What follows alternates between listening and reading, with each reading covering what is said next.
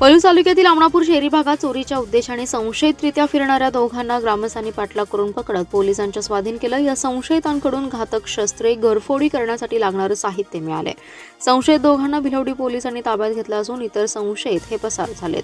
पलूस तालुक्यातील शहरी भाग आमणापूर येथे आज सकाळी 10:30च्या दरम्यान 12 जण संशयितरित्या फिरताना दिसले। त्यांना शहरी भाग येथील नागरिक तरुणांनी हटकले असता गाडीचा घोटाळा झालाय, जुळेवाडीला निघाल्याचं सांगितलं। येथून ते पुढे निसटले।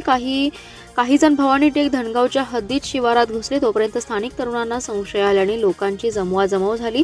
जमावाने शेताकडे धाव घेतल्यावर काहींनी शेताकडे पळ काढला, तर तिघांनी वाहत्या कृष्णा नदीच्या पाण्यात उड्या घेतल्या।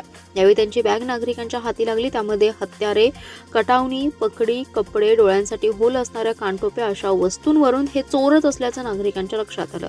काही तरुण तोपर्यंत मोटरसायकलीवरून नदीच्या पलीकडे पोहोचले। दरम्यान तातडीने भिलवडी पोलिसांनाही नागरिकांनी पाचारण केलं।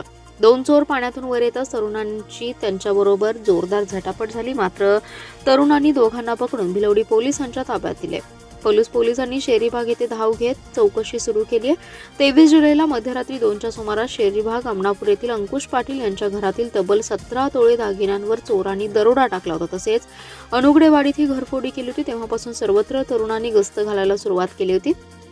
या काळात गावात काही रात्रीच्या वेळी काही जण संशयित दिसल्याची ही चर्चा होती, त्यामुळे तरुणाई अधिक सतर्क झाली होती।